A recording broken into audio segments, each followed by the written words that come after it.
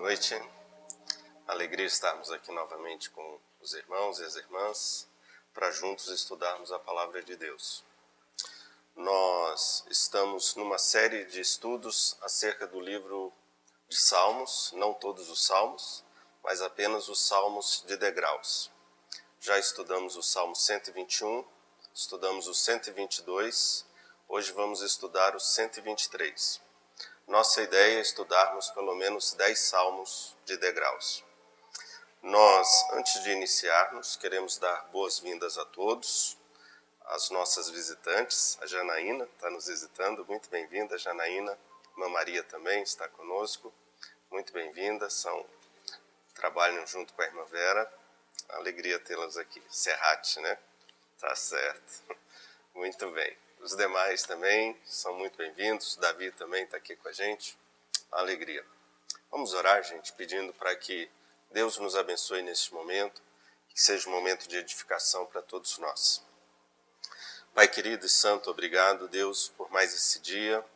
Que o Senhor, Pai, esteja presente aqui conosco quando agora vamos ler e estudar a Tua Palavra. Que o Senhor mesmo, pelo Teu Santo Espírito, ó Pai, fale aos nossos corações, fale às nossas vidas, que saiamos daqui nesta noite edificados por Ti e pelo Teu Santo Espírito. Toma-nos, ó Pai, em Tuas mãos, tenha misericórdia de nós, Tu sabes o quanto precisamos ouvir a Tua voz. Nós assim oramos, ó Pai, nos colocando na Tua inteira dependência e pedindo uma bênção especial para cada vida que aqui está e para aqueles também que nos ouvem e nos assistem pela internet. Assim te oramos em nome de Jesus. Amém. Você que está nos assistindo também pela internet, você é muito bem-vindo para estar conosco, participando desse estudo. Os nossos estudos anteriores estão também disponíveis. Você pode acessar o site da nossa igreja, www.ipn.org.br. Lá você vai encontrar os links onde vão dar acesso aos nossos estudos anteriores. Convido, então, aos irmãos e às irmãs para abrirmos a Bíblia no Salmo 133. Nós vamos ler na nossa versão clássica, que a maioria a revista é atualizada, depois vamos ler numa outra versão. Então, o Salmo 133 nos diz, vamos ler juntos? Como é bom e agradável viverem unidos os irmãos. É como óleo precioso sobre a cabeça, o qual desce para a barba de Arão, e desce para a gola de suas vestes. É como o orvalho do Hermon, que desce sobre os montes de Sião. Ali ordena o Senhor a sua bênção e a vida para sempre. Esse é um dos salmos de degraus que eu mais gosto, um dos que eu acho mais bonito, mais lindos. Há uma versão de uma Bíblia em espanhol chamada Bíblia para Todos, numa linguagem moderna, que diz assim, vocês podem acompanhar no monitor. Não tem nada mais belo, nem mais agradável que ver os irmãos viverem juntos em harmonia. É tão agradável ver isto, é como óleo, o bom perfume dos sacerdotes, perfume que corre da cabeça aos pés. É tão agradável como a chuva do norte, que cai no Monte Hermon e corre para Jerusalém em direção ao sul. Para aqueles que vivem assim, Deus os abençoa com uma longa vida. Linda essa versão, né? Muito bonita. Inclusive, ela traduz muito bem o sentido da mensagem original do texto que vamos estar analisando neste momento. Os salmos de degraus eram aqueles salmos que os judeus geralmente cantavam quando iam adorar a Deus lá no templo em Jerusalém. São chamados também salmos de peregrinação. Quando os judeus saíam para suas viagens, para ir em direção a Jerusalém, então eles iam cantando esses salmos. Alguns dizem que eles recitavam esses salmos enquanto eles entravam no templo, por isso também chamado de salmos de degraus. Então esses salmos eles recebem vários nomes, salmos de degraus, salmos de ascensão, salmos de peregrinação, né? Cântico de romagem. A romagem aí é a romaria, né? Porque o povo ia como se fosse uma romaria. Romaria em sentido a Roma. Aqui seria uma Jerusamia, né? Em direção a Jerusalém. Mas então, esses salmos eram salmos geralmente que faziam parte de momentos muito alegres, muito festivos para os judeus. E esse salmo, então, é um salmo lindo e maravilhoso. E a primeira expressão desse salmo é uma exclamação. Na nossa Bíblia aparece ó, ó. Parece que o autor está chamando a atenção da gente para alguma coisa. No hebraico isso é muito forte, porque a expressão em hebraico aqui é rinematov. Riné, eis. Prestem atenção no que eu vou dizer. Como se o poeta aqui, no caso Davi, esse é um salmo, provavelmente com muita certeza, que foi escrito por Davi, tanto é que aparece no título aí, Cântico de Davi, né? Então, ele diz, prestem atenção no que eu vou falar. Isso é muito importante que eu tenho para dizer para vocês. E ele diz assim, como é bom e agradável viverem unidos os irmãos. Nós nos chamamos uns aos outros de irmãos. Parece que o salmo deveria ter sido escrito para aqueles que não são irmãos. Mas esse salmo é escrito para os irmãos. Enquanto irmãos, nós deveríamos viver em união. A mensagem central desse salmo é pela unidade dos irmãos. Então, a primeira coisa que ele chama a atenção para nós é sobre isso. O contexto desse salmo é muito interessante, porque mostra que esse salmo ele está situado provavelmente no momento em que as 12 tribos de Israel conseguiram se reunir como se fosse um só povo debaixo do governo de Davi. Porque até então as tribos estavam dispersas, cada um para um lado. Um dos únicos momentos que Israel conseguiu unidade, que Israel conseguiu fazer com que os 12 irmãos estivessem unidos, foi sob o reinado de Davi.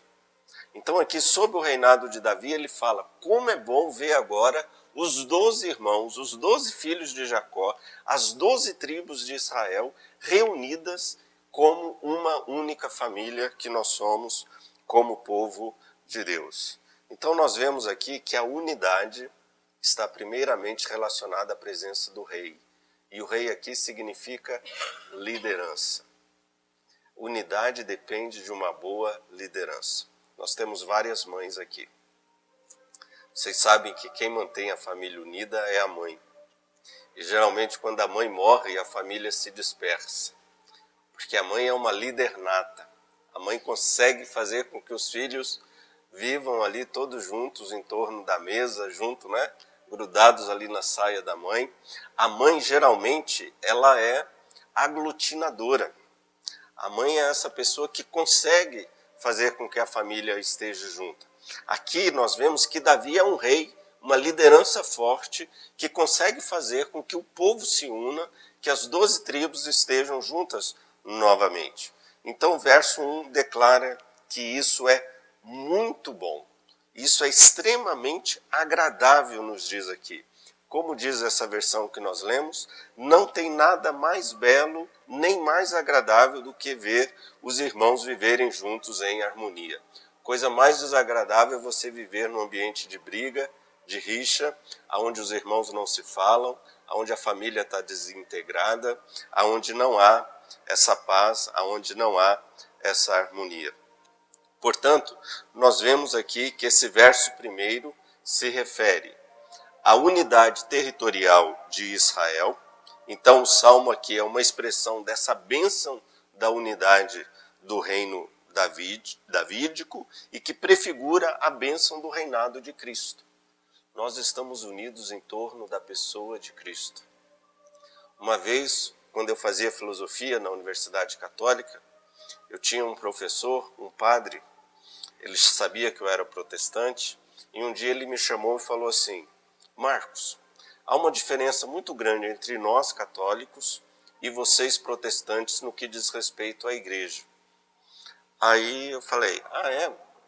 E qual é essa diferença? Ele falou, nós temos uma eclesiologia muito forte que vocês não têm. Ele diz, a nossa igreja é uma igreja unida. Nós somos uma só igreja. Vocês são várias igrejas completamente dispersos, fragmentados, espalhados em várias denominações, etc. e tal. Então ele falou, nós temos uma eclesiologia forte que vocês não têm. Mas aí ele disse assim, mas vocês têm uma cristologia forte que nós não temos. Eles são unidos pela instituição, mas na nossa diversidade há uma unidade que é proporcionada pelo nosso líder, que é Cristo. A nossa liderança não é um homem, não é uma instituição. A nossa liderança é Cristo. Assim como o reinado de Davi conseguiu unidade na pessoa do rei Davi, que era um homem segundo o coração de Deus, nós também conseguimos a nossa unidade na pessoa de Cristo, que é o nosso líder, que é o nosso Senhor. Portanto, eis aqui uma primeira bênção. A bênção da presença do líder, a bênção da presença do rei. Segunda coisa está no verso de número 2. Veja que esse texto é um texto curto, mas que nos traz mensagens profundas. O verso 2 nos diz assim, que essa unidade, essa união dos irmãos, ela pode ser comparada a duas coisas. Então ele vai usar duas metáforas para falar do quanto que é agradável, do quanto que é belo, do quanto que é lindo vivermos em unidade. Primeiro ele vai falar do óleo que vem sobre a cabeça do sacerdote e do orvalho que está sobre o Monte Hermon. Vai usar duas figuras que os judeus entendiam muito bem, mas que não faz parte do nosso dia a dia. Então precisamos entender aqui primeiramente isso. Vamos ler o verso 2? Vamos ler juntos? O verso 2 diz assim, que essa unidade é como o quê? É como o óleo precioso sobre a cabeça, o qual desce para a barba de Arão, e desce para a gola de suas vestes. Na nossa versão aqui, essa versão atualizada, diz assim, é tão agradável ver isto, que é como o óleo, o bom perfume dos sacerdotes, perfume que corre da cabeça aos pés. Interessante, o óleo da unção era o óleo que geralmente se ungia o sacerdote, se ungia o rei, se ungia os utensílios que se usavam no templo. E esse óleo, gente, era um perfume magnífico. O salmista aqui, no caso, o poeta desse salmo, Davi, ele está comparando a unidade com duas coisas belas. Uma é o olfato e o tato, que é o perfume que você pode sentir e que você pode tocar também. E o outro é o aroma e o frescor do orvalho no Monte Hermon. Duas coisas agradabilíssimas. Como que era esse perfume, como que era essa unção? Veja bem, esse perfume era feito de mirra, cinamomo, que são extremamente cheirosos, cana de cheiro e acácia. Gente, quando isso era passado no móvel, era passado na pele, isso exalava um odor, um perfume agradabilíssimo. Era uma sensação assim de bem-estar fantástico. Só que naquela época não havia o álcool que nós usamos hoje para que o perfume fique impregnado na nossa pele. O que faz com que o perfume fique impregnado na nossa pele? O álcool. Naquela época não tinha o álcool, então eles faziam o quê? Misturavam esses aromas, diluíam ele no óleo. É o óleo que fazia com que aquilo ficasse impregnado e grudasse na nossa pele. Era o perfume que eles usavam. E é justamente esse óleo perfumado, esse óleo extremamente cheiroso, que vinha sobre a cabeça do sacerdote. E aí é que está a questão. O sacerdote só podia exercer a sua função a partir do momento que o povo estivesse unido. O sacerdote poderia então dar a bênção para o povo que ali está. Quer dizer, por que Davi, no caso aqui, o poeta, vai usar essa expressão? O que mais chama a atenção da gente no texto Vejam aí no verso de número 2. Esse óleo, ele fica parado na cabeça do sacerdote? Não. O que diz? Que ele desce. Desce para onde? Para a barba. E depois desce para onde? Para a gola. Mas por que tanto detalhe? E aí depois fala do Jordão, que também desce. Então aqui está dizendo, desce, desce, desce. O óleo da unção não fica na cabeça do sacerdote. Vai descendo, desce para a barba e desce para a gola das suas vestes. Por quê? Havia uma explicação. Vejam aqui essa figura que eu vou estar mostrando para vocês. Temos ali um sacerdote, como naquela época, vestido tipicamente como um sacerdote, como Arão provavelmente estaria vestido. Então vejam que o óleo vem sobre a cabeça e ele vai descendo, desce pela barba e da barba ele pinga e escorre para as vestes, para a gola do sacerdote. Por que ele faz essa referência? O que o sacerdote tinha aqui no seu peitoral? Ele tinha esse manto que nós chamamos de éfode, aonde de um lado tinham as duas pedrinhas, que era o Urim e o Tumim, que é as pedras pelas quais eles consultavam a vontade de Deus. E no meio havia justamente esse colar, onde estavam dependuradas 12 pedras, em 3 colunas de 4. Cada uma dessas pedras representava uma tribo de Israel.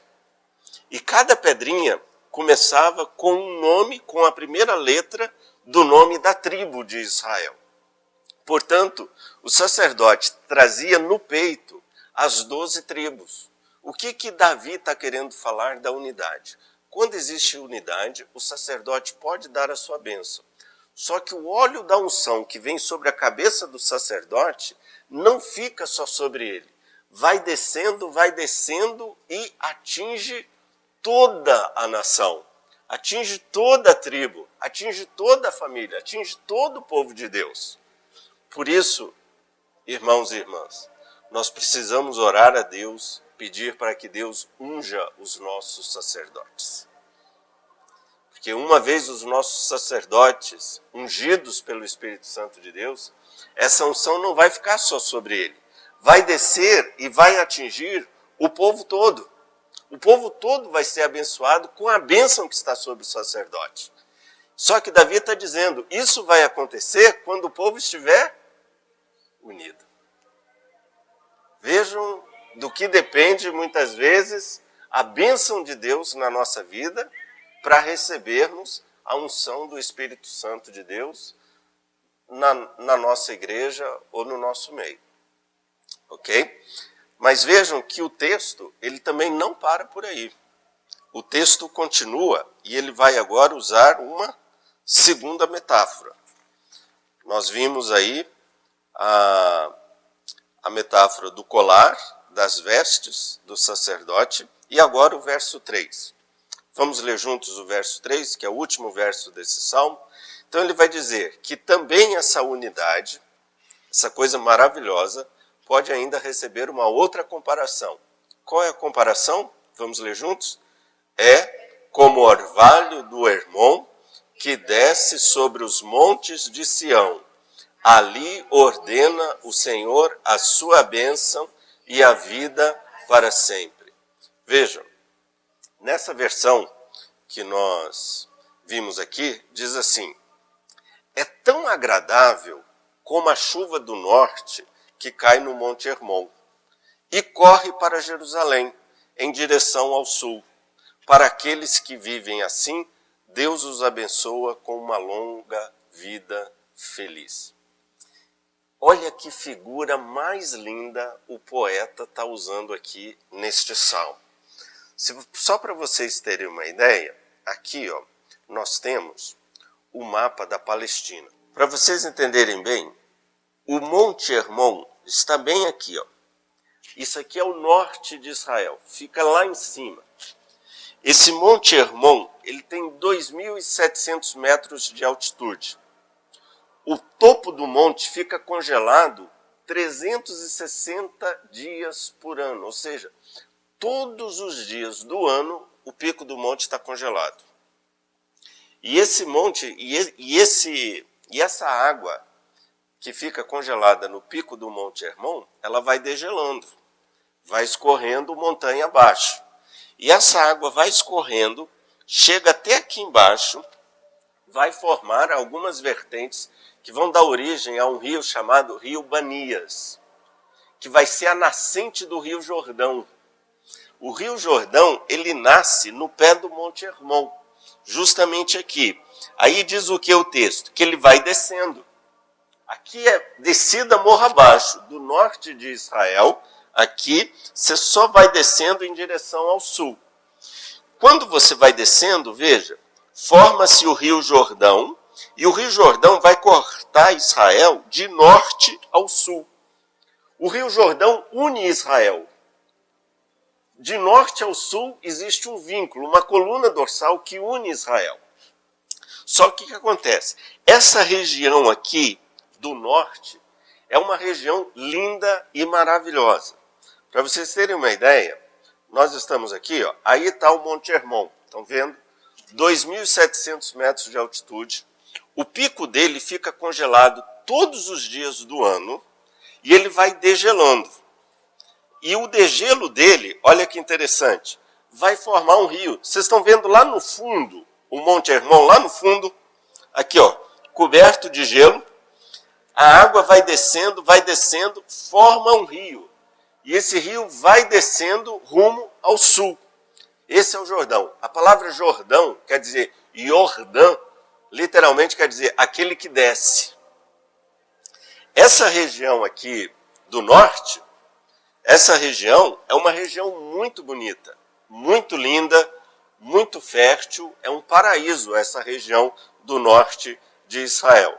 Aqui vocês estão vendo um carinha aí que está apontando para um rio. Esse rio aí é o Rio Jordão. Aqui nós já estamos pertinho de Jerusalém. Gente, não é um rio bonito, é um rio simples, um rio comum. É, exatamente. E o dorso do rio não é um rio muito limpo. Né? E naquela época era assim, lembram do relato de Naamã, que mandaram Naamã ir se banhar no Rio Jordão? Naamã falou, olha, lá na Síria tem rios tão lindos, tão limpos e tão bonitos, você quer que eu vá me banhar no Jordão? Pois é, desde aquela época o Jordão é assim. Mas é o Jordão que nasce aqui no norte, que vai descendo e rega essa região todinha aqui, chega aqui no Mar da Galileia. Essa região é uma região muito bonita, muito linda. Olha aí, no fundo, vocês estão vendo aí o Mar da Galileia. E ao fundo, vocês veem como a região é cheia de verde. Muito verde, tem muita plantação, muito lugar bonito, muito arborizado. Essa aqui é a região da Galileia, a região mais ao norte de Israel. Jesus ele tinha bom gosto, não é verdade? Passou o seu ministério todo na Galileia, na beira-mar, comendo peixinho assado, né? Tranquilo, muito bom. Então lá vocês vão encontrar aí, ó, muitas oliveiras, muitas olivas, muito verde, muitas árvores, um lugar belíssimo. Só que tem um detalhe, irmãos. Aqui é esse lugar belo que eu mostrei para vocês. Lugar cheio de verde, lugar cheio de vida, é o lugar onde nasce o Jordão. Quando o Jordão vai descendo, ele vai entrando no deserto. E quanto mais ele desce, mais deserta é a região. Até ele chegar aqui, ó, na região do Mar Morto, que é só morte, não existe vida. Quando chega no Mar Morto ali, é onde o Jordão deságua completamente. Só que ali o Jordão ele vai descendo, e ele vai trazendo vida ao deserto. A vida vai trazendo vida porque o Jordão era o único meio de irrigação justamente para essa terra desértica que vamos ter aqui ao norte. Aqui, ó, para vocês terem uma ideia, aqui já é o deserto da Judéia e aqui o deserto do Negueve. É uma região completamente desértica. Quando a gente vai em Jerusalém, eu estive lá, muito pedregulho, é muito árido, né? É um lugar realmente inóspito. Só que ali está dizendo, O Jordão traz vida aonde não havia vida. O Jordão traz água onde havia só aridez. O Jordão traz expectativa de vida onde só havia expectativa de morte. Então o Jordão aqui é sinônimo de vida, sinônimo de restauração, sinônimo de esperança. Isso para o judeu era fundamental e era importantíssimo. Davi está dizendo, olha, a unidade do povo é como a água do Jordão, que desce, desce, desce, chega até o Monte do Sião. O que é o Monte de Sião? O Monte de Sião é o lugar do encontro de Deus com o seu povo, onde ele abençoa o seu povo. Agora, o salmista vai comparar não só com o perfume agradabilíssimo do óleo, mas também com o aroma e o frescor que o Hermon traz. E isso é maravilhoso, isso é fantástico, né? O Hermon descendo e trazendo vida aonde não havia vida. A partir daí, gente, fazer uma aplicação para as nossas vidas fica fácil, não é verdade? Fazer uma aplicação agora desse texto para as nossas vidas é tranquilo. Primeira coisa que nós temos que ver é o final do Salmo, que nós não analisamos. Olha o que diz o final do Salmo. Ali ordena o Senhor a sua bênção e a vida para sempre. Ali aonde? No Monte Sião. Ali aonde? No Monte Sião. Lê do engano. O ali não é no Monte Sião. Ali onde existe unidade. Ali, quando o povo está unido, a bênção de Deus vem sobre o povo. Olha como diz a versão que nós usamos aqui no início, a última parte do Salmo. Para aqueles que vivem assim, Deus os abençoa com uma longa vida. Para aqueles que vivem assim como? Unidos. Olha que lindo isso que nós temos aqui nesse salmo. Para recebermos a bênção de Deus, precisamos estar em unidade. Precisamos estar unidos. E essa união nós conseguimos por meio da pessoa de Cristo Jesus. Somos diferentes, como já vimos no outro salmo que aqui analisamos, mas em Cristo Jesus conseguimos unidade. Gente, muitas vezes falta a bênção de Deus na nossa vida por causa da desunião, por causa das brigas, das intrigas, das desavenças.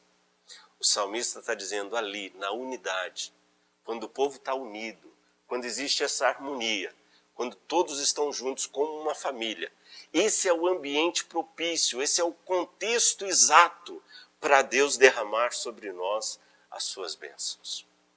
Eu queria fazer algumas aplicações aqui para nós nessa noite. Primeira coisa que nós vimos é que sem um rei não existe vitória nem paz. Nós precisamos de uma liderança forte. E o nosso grande líder nessa nossa peregrinação é Cristo. Segundo lugar, sem um sacerdote que ministrasse a todo o povo, eles não poderiam ter condições de se aproximar de Deus. Nós precisamos de um sacerdote ungido, temos Cristo como nosso sumo sacerdote e temos aqueles que Deus confiou como sacerdotes da sua igreja, pelos quais precisamos orar. Outro ponto, a bênção era condicionada à unidade e sem ela a bênção ficaria prejudicada. Que Deus nos ajude, né, a sermos uma família unida.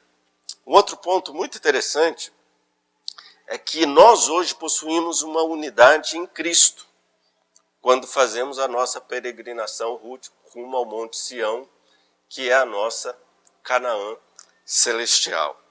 E quando o texto fala desce, desce, desce, quer dizer, o óleo desce e vai descendo e vai descendo, o orvalho do Hermon vai descendo e vai trazendo vida onde não existe vida, é que a bênção vem do alto. A bênção vem de Deus. Toda bênção, toda dádiva, todo bom dom perfeito vem do alto.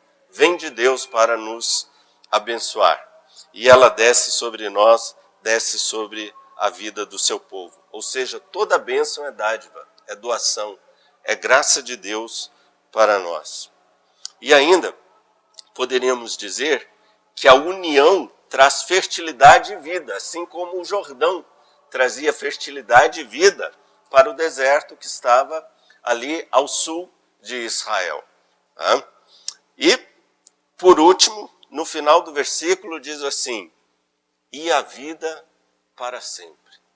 Ou seja, podemos experimentar o gostinho da eternidade no presente por meio de uma vida em harmonia com os nossos irmãos, vivendo em família. Podemos experimentar a bênção do futuro já no presente. Quer dizer, o futuro se torna presente na unidade da igreja.